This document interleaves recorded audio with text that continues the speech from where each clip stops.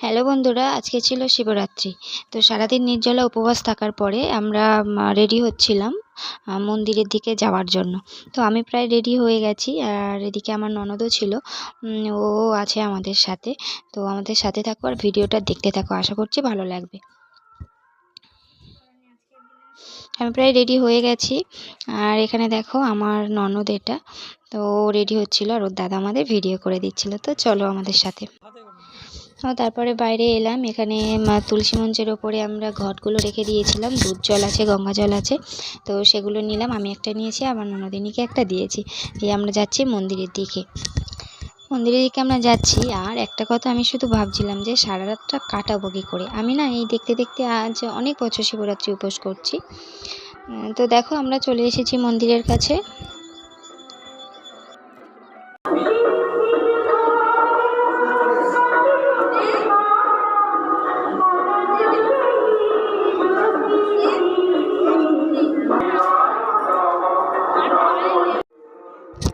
তো তারপরে অনেক প্রতীক্ষার পর আমাদের প্রথম প্রহর শুরু হয়ে গেছিলো 8:30টার দিকে।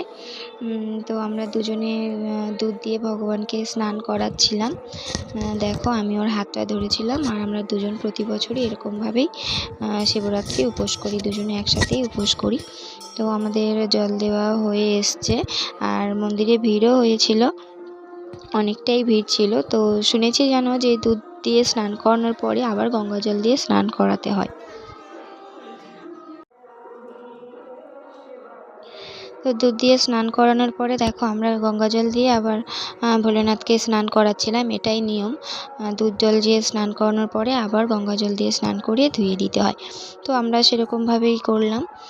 তো এরপরে এখানে ধূপবাতি, ভোলেনাথের কাছে ধূপবাতি দেখিয়ে বাইরে দিতে হবে। অনেকে এর মধ্যেও দিয়েছে, মন্দিরের মধ্যে দিয়েছে, কিন্তু মন্দিরের মধ্যে দেওয়াটা উচিত না, কারণ আজকে প্রচুর লোক হয়েছিল, প্রচুর ভিড় হয়েছিল। তো অনেকের অনেক প্রবলেম হতে পারে। তো তার জন্য করে আমরা এখানে ধূপবাতিটা দেখিয়ে বাইরে গিয়ে বসিয়ে দিয়েছিলাম।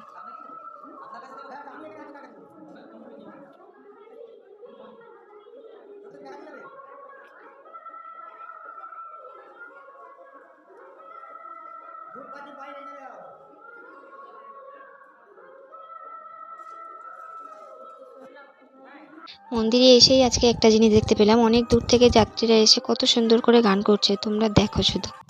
এই তো প্রতিতম রাত্রি 2:58 মানে 3টে থেকে সকাল 6টা পর্যন্ত।